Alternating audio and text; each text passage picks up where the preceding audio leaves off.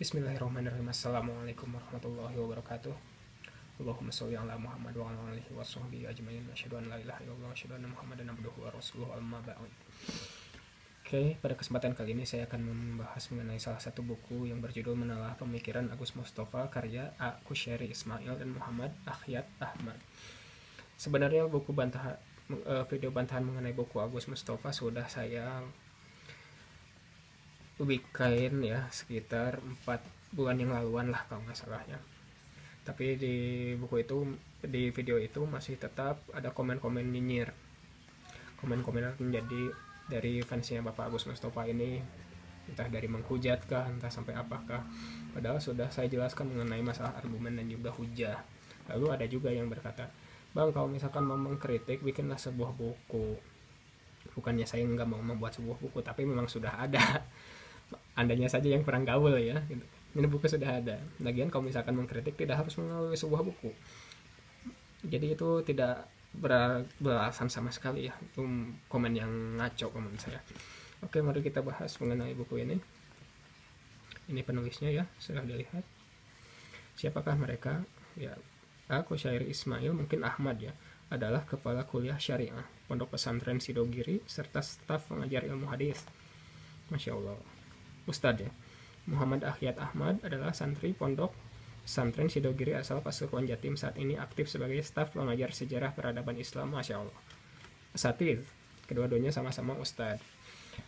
Mari kita lihat ini buku ini bagaimana pemikiran Pak Agus Mustafa, karena ini hari ini ya, pada video kali ini pembahasannya mengenai masalah menelaah pemikiran, bukan hasil pemikiran, karena hasil pemikiran sudah dibahas pada video yang selanjutnya seperti akhirat tidak kekal, tidak ada azab kubur, dalil-dalil membantahnya sudah.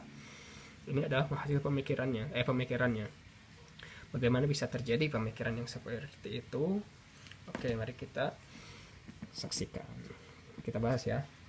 Pertama, kenapa Bapak Agus Mustafa bisa sampai menelurkan atau beranggapan kalau akhirat itu tidak kekal, tidak ada azab kubur, Nabi Adam diakhirkan? Pemikirannya berasal dari sini ya, menurut buku ini. Postmodernisme yaitu modernismenya ya, yaitu pendekatan rasional yang dilakukan Agus Mustafa terhadap aspek-aspek goib. Pendekatan rasional mengenai Agus Mustafa terhadap aspek-aspek goibiat atau metafisik seperti alam akhirat, surga, neraka, malaikat, arsy, dan sebagainya. Oke, dalam batas-batas tertentu tentu saja ini bukan masalah dijelaskan ya, jadi bukan masalah mengenai masalah pendekatan secara rasio. Tapi yang jadi masalah adalah jika kebablasan, apalagi ini mengatakan masalah ars, kursi, bahkan sifat-sifat Allah pun Agus Mustafa tafsirkan ya seperti bersatu dengan Allah. Masya Allah, pemikiran aneh macam apa lagi ini? Kenapa ada tidak boleh menafsirkan dengan rasio? Karena balik lagi, sifat ini menerangkan sifat-sifat Allah. Sesuatu bisa dijelaskan karena kita sudah mengetahui kaifiatnya tentang hal tersebut. Misal jelaskan mengenai masalah bannya mobil kita sudah tahu, bannya sudah tahu, bisa dijelaskan. Tapi Allahnya seperti apa kita tidak tahu, kursinya Allah seperti apa tidak tahu. Jadi tidak bisa dijelaskan berdasarkan masalah rasional. Itu adalah ilmu absolut, maka diterangkannya juga harus oleh yang absolutnya juga. Tidak mungkin akal bisa menerangkan itu semua, karena akal juga ada batasnya. Kalau misalkan akal itu tidak batasnya, oke, hitunglah jumlah bintang ada di langit ada berapa. Sampai saat ini pun tidak bisa dijawab ya, karena terbatas. Oke, balik lagi, masalah pemikiran postmodernisme ini menelurkan sebuah pemikiran, yaitu yang pertama,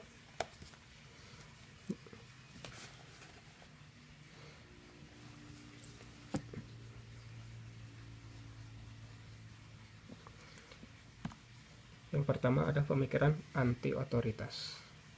Anti otoritas apa? Jadi beranggapan tidak ada yang memiliki otoritas sendiri dalam ilmu agama, di bidang ilmu agama. Oke, kita lihat apakah ini hanya omong kosong atau bukan. Bisa dilihat ya. Ya, anti otoritas. Di bukunya Memahami Al-Quran dengan Metode Puzzle halaman 246, tidak ada seorang pun di antara kita yang berhak untuk mengklaim dirinya paling benar.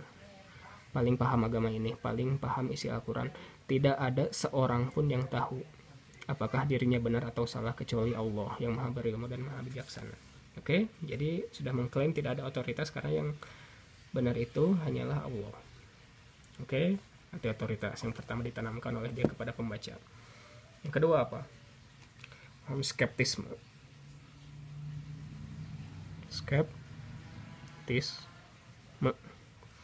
Apa itu skeptisme? Di dalam bukunya Agus Mustafa menerangkan skeptisme yaitu tidak adanya final di dalam Al-Quran. Bisa dilihat di sini. Skeptisme meruntuh. Jadi Agus Mustafa meruntuhkan otoritas di bidang yang ia masuki seperti tafsir Al-Quran, lalu memunculkan wacana skeptisme, kendati dipaparkannya secara tidak vulgar, tidak langsung, tapi sudah mengarah ke situ ya. Lagi-lagi tidak ada yang benar, tidak ada yang final, sama-sama namanya skeptisme ya. Oke, bisa dilihat di sini di bukunya Membonsai Islam. Karena setiap kita tidak akan pernah mencapai kebenaran mutlak yang terkandung di dalam Al-Quran. Tidak ada kebenaran mutlak. Masya Allah. Pemikiran postmodernisme ini menelurkan anti otoritas dan skeptisme. Lalu yang ketiga, bagaimana pemikiran dia terhadap yang dituangkan di dalam buku yang ketiga adalah membuat benteng. Membuat benteng ya, membuat benteng. Benteng apa? Yaitu pemahaman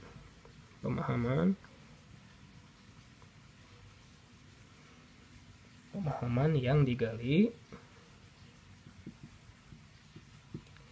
dari Al-Quran tidak salah. Oke, kenapa harus saya tulis seperti ini? Karena video yang sebelumnya pun saya menerangkan lewat video masih tetap bingung para fans Agus Mustafa itu. Saya tulis saja biar bisa dicerna oleh mereka ya. Bisa lihat. Yang ketiga adalah membuat benteng. Pemahaman yang digali dari Al-Quran itu tidak salah. Kenapa bisa ada seperti ini pemahamannya? Karena Bapak Agus Mustafa menelurkan sebuah pemahamannya, yaitu pemahaman metode puzzle dalam menafsirkan Al-Quran. Yaitu puzzle seperti apa? Menafsirkan Al-Quran dengan Al-Quran katanya. Seperti tafsir bi al-matsurnya Mufasir ya. Tapi apakah benar seperti itu? Nanti kita bahas ya.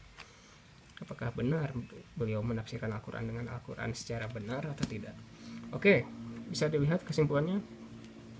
Yang pertama, Bapak Agus Mustafa membuat sebuah doktrin anti otoritas, yaitu tidak ada yang memiliki otoritas di bidang agama. Apa tujuan dengan pemikiran seperti itu? Satu, untuk meruntuhkan otoritas ulama di bidangnya ya, karena tidak ada yang bisa dikatakan benar kecuali Allah. Jadi ulama diruntuhkan otoritasnya oleh Agus Mustafa secara tidak langsung ya, ataupun mungkin secara langsung. Tidak ada yang benar. Jadi ulama tidak memiliki otoritas sehingga bisa dimasuki oleh pikiran dia yang masih awam, dimasuki oleh pemikiran beliau, karena tidak ada yang benar ya. Lalu skeptisme juga tidak ada yang final. Jadi pemikiran dia masuk karena tidak ada yang memiliki otoritas di agama ini. Karena yang benar hanya Allah. Jadi pemikiran orang awam pun bisa dimasukkan karena tidak ada otoritas. Lalu membentengi pemahaman yang digali dari Al-Quran adalah tidak salah. Jadi menjelaskan kepada pemirsa yang awam bahwa dia menafsirkan Al-Quran dengan Al-Quran kembali. Jadi yang lainnya tidak ada otoritas. Jadi yang benar hanyalah pemahaman Agus Mustafa karena menafsirkan Al-Quran dengan Al-Quran. Oke, bisa dilihat apakah ada kontradiksi dari ini semua atau tidak. Bagi orang yang berpikir tentu saja ada. Yang pertama, dia mengarahkan untuk tidak ada otoritas, tidak ada yang benar mengenai bidang agama ini.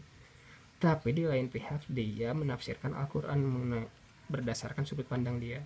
Lah, ini bertolak belakang. Yang pertama menjelaskan bahwa tidak ada yang benar, tidak ada yang benar kecuali Allah, tapi dia pun menafsirkan Al-Quran. Ini bertolak belakang sekali gitu kan. Oke, bisa berpikir atau menolak fakta ini. Oke, saya harapkan melihatlah kebenaran, bukan melihat dari siapa yang berkata. Ya, lihatlah kebenaran. Ini sudah saya terangkan hujah-hujahnya. Oke, mulai loading para fans Agus Mustafa. Oke, nanti kita lanjutkan mengenai pemikiran-pemikiran beliau yang lain ya. Ini masih part yang pertama. Semua ada 7 kalau tidak salah. Oke, siapkan hati, jangan sampai terpancing, karena ini adalah argumentasi. Jika tidak setuju silahkan, tapi balaslah dengan argumentasi, bukan dengan caci maki. Inilah yang membedakan debatnya orang pintar dan orang bodoh. Orang pintar berargumen, tapi orang bodoh mencaci maki, tidak mengeluarkan argumen sama sekali ya. Oke, nanti kita lanjut insya Allah.